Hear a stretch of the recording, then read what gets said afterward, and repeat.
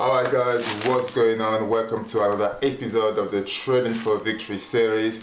This is a very exciting episode that I want to share with you guys. In the previous video, I've said how 2020 was going to be a very productive year and how there was a lot of exciting projects that we had in the pipeline that I was planning to share with you guys at the right time.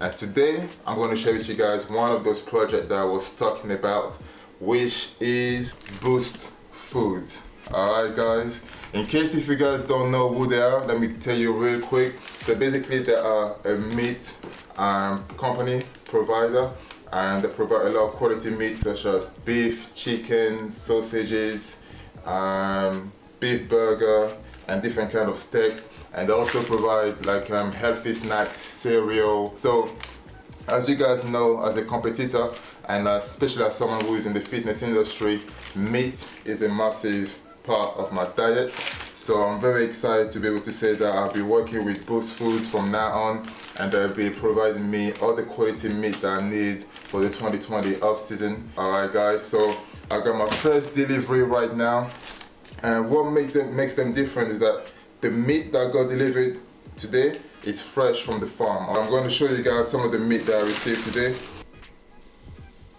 So like I said, they're fresh from the farm.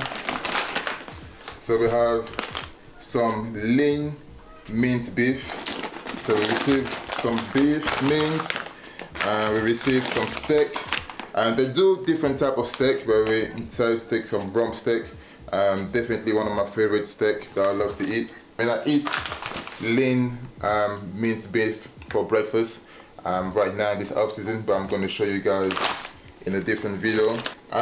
Chicken fillet breast, which is definitely one of the most important meat that I need in my diet. I eat a lot of chicken during the day, so that will be very useful. And we got some lean burger, which will be used during the cheat meals, so we can make our own homemade burger instead of getting some takeout. And obviously we got some sausages, and we got some more chicken breast over here.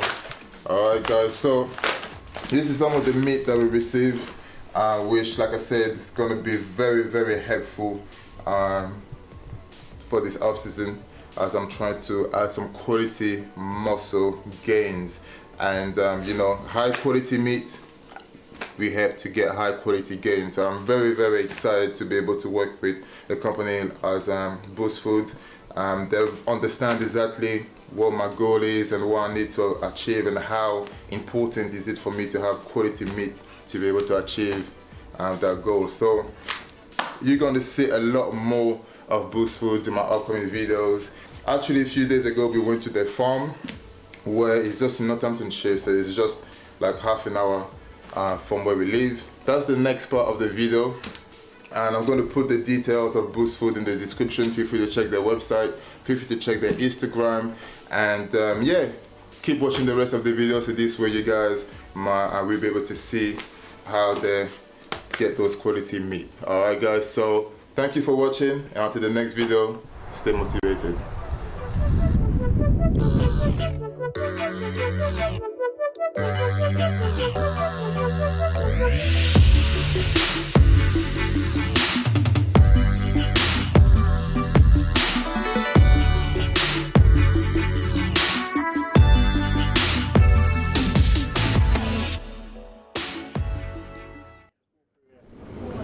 So basically, so this is a rump sirloin, sorry.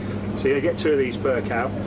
I don't know how much you know about butchery, but that's how it sort of comes out when I sort of get it boned out. So you got all these little bits of bone and stuff, and back and chain and stuff on the back. So what we're doing, we're just going to start taking these little bone chips out. So, but this is how I do. This is how we do all the meat that goes into Boostfoods, because we trim it and take it right down. So all these sort of unnecessary sinews and fat we take out. Everything's done manually then? Sorry? Everything's done manually? Everything's done manually, yeah. It's one of the few trades now where there's not a lot you can do with machinery. In the chicken industry, yeah, because everything's so exactly the same. But the cows, they change so much in size, shape, formation, structure. You know, their whole body weight, whole bodies are completely different. So right, so with all this, you see all this stuff here, it's like silver skin. Yeah. So we take all that off. Okay. So we come down. You see, we're just taking all this off. So all that goes away. This is all going to like burgers and things like that. Oh, okay. Okay, it won't get wasted. Okay. So then we'll look at it and look at the fatness of it, take the fat out in there. So this is what we call the chain. So we take, this is the chain of the sirloin, so this is what holds it onto the spine. Okay. So we take all that off as well, and I'll show you why. Let me take it off.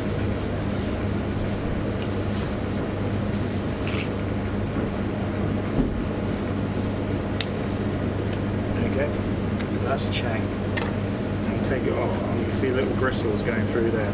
Yeah. Yeah, so we take all that out so you don't get any bristles and stuff like that in there. Okay, so you're getting like a down to what we call like a fully denuded sirloin.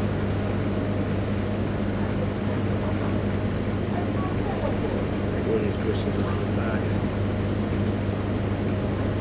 Because when the cattle are grain fed, they're full of like, which you'll see when you smell the food when you go around there, natural food, so they're very high in omega-3 fats. So basically, and then your rib will be here between its the rib will be here, which is its rib eye and everything, and we've got the rump here. So this is the rump. So this is basically the engine room. Okay. So this thing does all the working, all the walking. It does all the grafter. It's because cattle are rear wheel driven. So they push with their back legs and then they plod with their front legs. Okay. So all the fat and everything builds up in the front, and then these bits here, the rump. We call it a round on here, so you've got the silver side and the top side. It's all part of the leg. So that's your thigh, you know, all that bit round here. So obviously, when you're running and everything, it's quite strong. Yeah. It builds up muscle fibre. Whereas at the front, it doesn't build up so much. It builds up more fat tissue and stuff like that. Okay. Nice bit of meat when it's trimmed up. And then we'll take all this other stuff. You've got a lot of cat and this sinew on here as well. Because the muscle, this is obviously a piece of meat that's doing a lot of work.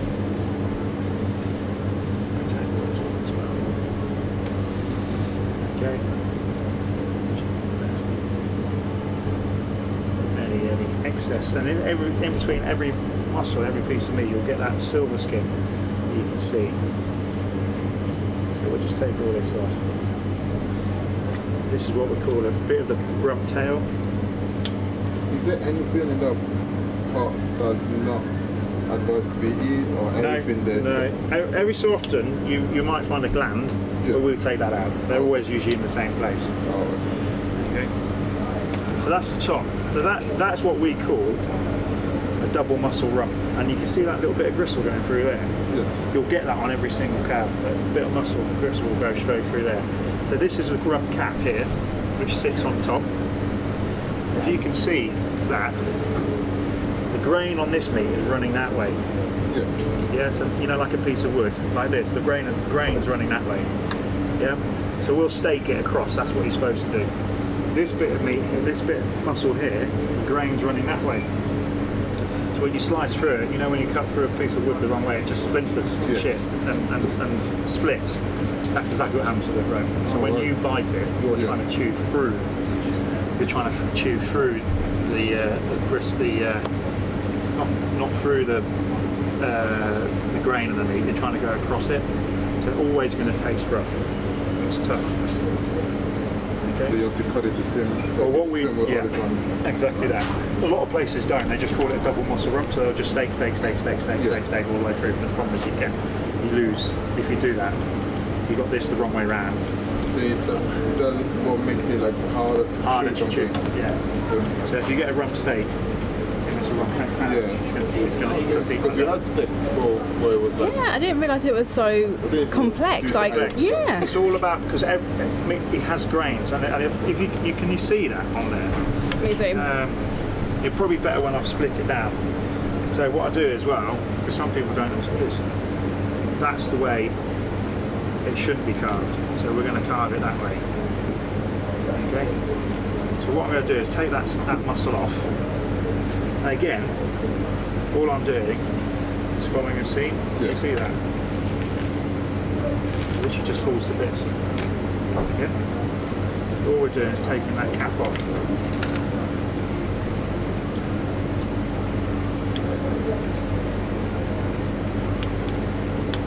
Okay, so that's the cap. The rump heart, sorry. That's the cap. Yeah? And that was what was sat like that, which was going to be, sorry, like that, which is going to be staked the wrong way. So now if we just clean this up.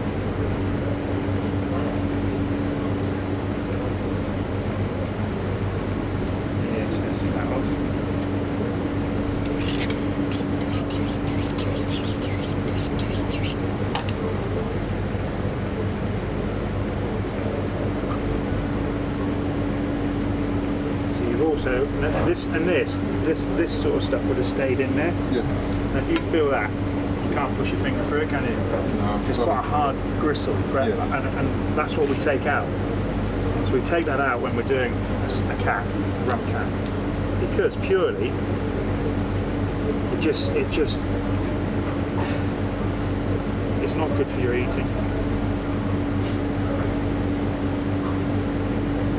All that comes out. See how we're getting down to like a nice trimmed rump cap. Okay, so that's the rump cap. Okay. Now normally, if this had been cut on the rump,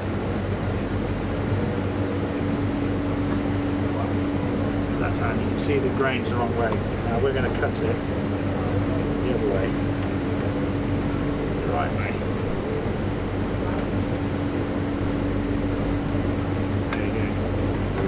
See the different how that sort of you got the grains there. You can see the grain of the meat in there. The grain of the meat's gone that way. So when you push down on that, you push down on that. Yeah, now push down on that. Yeah. You're going through it. Yeah. They're two different types. Just because of which way round it's been cut. Okay. That brings us on to the single muscle rumps, which is what we've just done over there. Which we've got over there.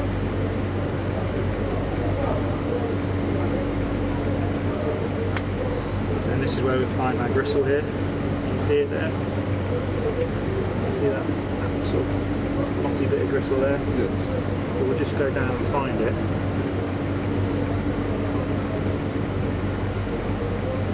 Sometimes you can scrape the knife like that as well too. So you follow the gristle down. Yeah. I don't know nothing about yourself. You could buy this if you buy this shop, for example, and you can cut it yourself at home, but if you don't know how to cut it... No, that's it. Or the thing is, if you go to the supermarket as well, you won't get single muscle rumps. You won't get single muscle rumps in there. You won't get this gristle taken out, which is not good for your eating quality. No, but it's not something you want to... When we take it out, you'll see. It's not ages showing on the film. No. There we go. There's that nice single muscle, which is what we have in there. But we wrap them to keep hold their shape, and then you can see that's that gristle I'm telling you about. It runs through all the way through. Yeah. What we'll do is we'll take that out.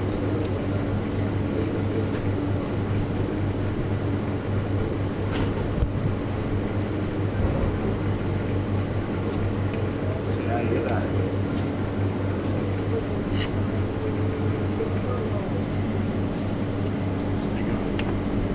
That would normally be in this state. Yeah. I mean, it's like leather. It's like you grab hold of it, try and pull it apart. That's, if you were eating a double muscle steak, that's what you would have in there. So we take that out.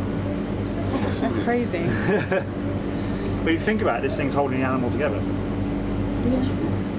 But you don't think about it when you eat it. No. You just... No. Why is it taking ages? Why is that taking ages? And that's because you've got that in there. And there's no way of getting that out unless you split it all down, like we've just done here. It's horrible, isn't it? Crazy. Definitely learn something with that. Yeah.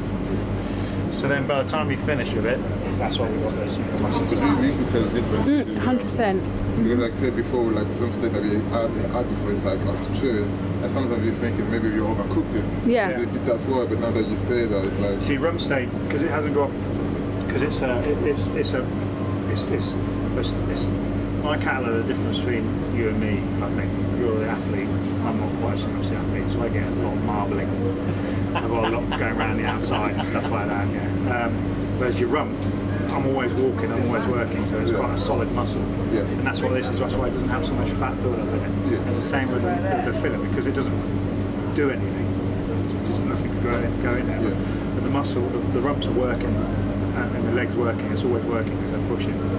Whereas the fillet and the ribeye, that's why you get, as it goes slowly into the forefoot, you get build up more fat. Yeah. But as you're pumping iron and working out all the time, you're building up muscle fibre. So if I ate you, you'd be really chewy. If you ate me, it'd be lovely. Might be a bit on the barbecue, but it'd be lovely. That's basically the crux of it. Yeah. But we're taking all that stuff out. We need that fat still in there to get the flavour and everything. So there is like a very silky fat running through it, as you can see there. But that will just, when that cooks, that will melt and disappear. Yeah. And then it will get the flavour. That's very minimal, Compared to what you take off. Yeah. So like this time of year now, when it's sort of damp and horrible like this, it's not too bad now because we've got a bit of a breeze and it's a bit colder. But when you get those misty, horrible days that are like warm and damp and it's still and misty, that's when we have problems with the cattle when they get the pneumonia. So and they don't tell you. They just slowly just go down, and their ears come down, snot starts coming out of their nose and everything. You can see it though. You can see it. You can just. But the fact, people can see it when it's too late. But if you're good enough, you can see it when it's quick enough to be able to sort them out. And all we do is give them some basically cowpole. It's like an injection, just like to get over a cold, basically, because that's all it is. What you're trying to do is stop getting fluid on the lungs. So this bit here, this is all the goods in, goods out. So they get loaded here, loaded up with a check check all the tags. So every car has to have 2 ear tags when it comes in and when it leaves. Both of the tags have the same number, 12-digit number. So the first 6 digits are your herd number. So we have a holding number here. This is our first 6 digits, and then the next 6 digits is just a part of your passport, basically. It's just a random number that's made up, but you can only ever have the last 6 digits once with the first 6 digits. If that makes sense. So it's an individual ID code, so it's their passport number. Okay, so they get checked off here. We weigh them and everything, because people do make mistakes. They send the wrong passport with a cow. Every passport has to be scanned and sent to the BCMS, and put through BCMS system, which is a British cattle movement scheme. So we know where that cow's been the whole of its life, how long it's been there, when it moved, and it will also tell you what the mother and the sire is. Okay, so we'll be able to have that holding number on there. So it's full traceability, basically. So the medical history as well, yes, for medical they should. The previous owners should have done something, put something on there as well. We have a vet's book here, so if we treat any cattle for anything, it goes down in the vet's book. Okay.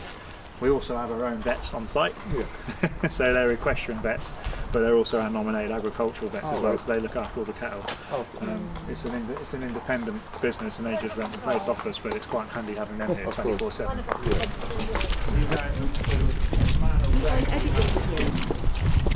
So this is the feed, so you can see it's got like whole crop oats in there. We'll get to, what I mean by whole crop oats is when it's all out in the field, you see that sort of white. So that is just pure sugar and starch. That's like just proper porridge, and that's what we're trying to get. So they put on weight. So I'm trying to get these guys to fatten up as quick as grow as quick as I can, but naturally. So these guys will probably put on. These are continental crosses, so these are all heifers in here. So they're female cows. They'll put on. We're here about 2 kilos a weight a day. 2 kilos a day. As they get bigger, when they get to like 10, 12 months old, that's how much they'll be. At the moment, they're probably putting on about 1 to 1.2. But they will. What's the heaviest they get to them? The heaviest I want them for is about what would it be? 350, say 650 to 700 kilos live weight. Okay, because when they get to that sort of size, that sirloin you saw in there, that's how big the sirloins get. Yeah. Any bigger than that, when they get to like 425 kilos, which you see in male animals, so the steers, what we call steers, the sirloins get too big. So when you try and cut an 8-ounce sirloin steak, it's really thin and waffle thin, so it's like bacon. You know, want a thicker steak so it cooks and stays juicy. So this is basically the food. So it's cut up. We put straw in there as well. That's all the straw under the cover is for, to keep it dry. Acts as a binding material. So it's you can see how it's sort of like a inches long. It's not very long. Basically, what that does, it holds it in their stomach, so they can get more chance to absorb all the food, all the goodness out of this. So if it was too long, they wouldn't eat it. So leave all the long bits. If it's too short, it just fires straight through and out the other side. Yeah. So they've got 4 stomachs, and what we're trying to do is hold it in there for as long as possible, so they absorb all the goodness out of this. And how many times do you feed them? Like once every morning, or every day. Every day. He's left them today because they wanted them to clear up, so he'll feed them later on. It's all in that feeder there, that green thing, ready to go. Oh. And these guys are stood on concrete, so they get scraped out, so they keep on concrete, and then they're bedded down, so they lie down. You'll see it's peeing down rain, so they're all inside. Yeah. When it's boiling hot, sunshine, they'll all be inside. Yeah. And it's cold and nice, they'll be outside. And they're also herd animals as well. You'll notice they all sit together. Yeah. So they don't need. This was built for RSPCA approval, so Freedom Foods spec, which is all about density, cleanliness. There's no wood in there. A lot of farms have wood sleepers and stuff to separate them. These aren't all concrete and steel, so it doesn't harbour any disease. So we're just emptying this out. This has just been emptied, so now they're full of the youngsters again. And you see we've got a nice glossy coat, glossy nose. That's what we're looking for. Wet nose, like a dog, really. Yeah. But you can also see when they you see how their ears are sort of up. Yeah. If you get that pneumonia, those ears will start to sag a bit. Their eyes will start to weep, and then their nose will really drool, and they'll be panting. Yeah. Because they can't get any breath because of that. And when they're in here, you see we can get in and inject them and look after them. We very rarely do. You see they've both got 2 ear tags. That's the number I'm talking about. So UK. Yeah, very careful. UK the top number. Yeah. And then that big number underneath is their individual ID number. Yeah. So some have one, or is it all of them that have 2? Some of them have one. If one's fallen out, that's got one little one. Yeah. Got a little one in there. Some are different sizes, some are metal, some are plastic. See, that's a metal one there. Oh, okay, yes. And then they've got a plastic one this side. So they have to have 2 ear tags on, whenever they leave or go anywhere. Just for full idea. See how rough their tongue is. So these guys are about 6 months old, 5-6 months old now. So they've got an effluent plant, and it stops doing its job. In every single effluent plant around, it's got bugs in them. They put bugs into them to digest everything and break all the matter down in effluent plants. And that's exactly what's happening with these guys. So the moment you drop the level of a effluent plant or something like that, the bugs will die. And then when you fill it back up again, it don't work. Yeah. So what we're trying to do is get these guys to fill up with food and stay full, so the stomach's always working. Always working, always turning over, always digesting, always breaking material down. And that's how you get the efficiency out of them. Okay. So there's quite a science to it. It's actually putting the right stuff in there to make sure the stuff's breaking down. It's almost like metabolism. Yeah. The more you eat, the more your body gets used to it in the system. And the same thing as well, you never change their feed. So you'll probably, as an athlete, will stay to the same sort of feeding regime. So because as soon as you change it, the body don't know what to do. Yeah. And it takes about 4 weeks to react. And that's exactly the same with these guys. If I change anything in their food, be it from bread to potatoes, even though it's the same makeup as starch, they'll stop growing. Yeah. And then it takes them 4 weeks to get their body to readjust to start growing again. It's like after a competition. Yeah. You let it for so long, and then it's like, okay, sure, it's done. I can eat this burger or whatever. Yeah. My body's like, what are you doing? You know? And you can feel it, can't you? You get cramped. God. And I'm looking forward to getting back on a diet because it's you're used to it. Structured out. And you stay on that diet all the time, don't you? And you work through that, and then your body knows what it's doing. Exactly the same. It's crazy, isn't it? Basically And that's how they, with effluent plants and things like that, they've replicated us to do things like that, try to break everything down. The moment you change anything, it doesn't know what to do. It does not know what to do. In America, I know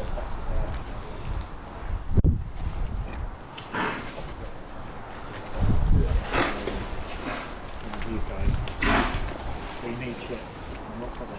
You do it, don't you?